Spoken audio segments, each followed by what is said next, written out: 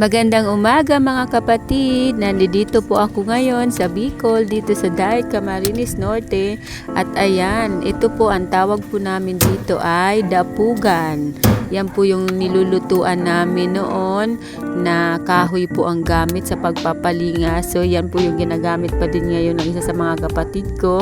Bali ano lang naman po yan, parang pang second choice po nila yan na gamit po sa pagluluto. Pero no, nakakamiss po no mga kapatid. Ang ganda ng kanilang environment. O tinan nyo naman yan. Wow!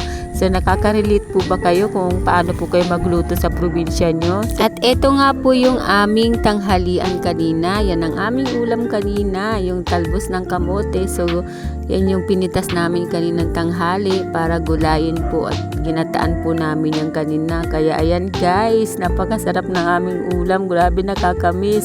Ayan lang. Thank you guys for watching.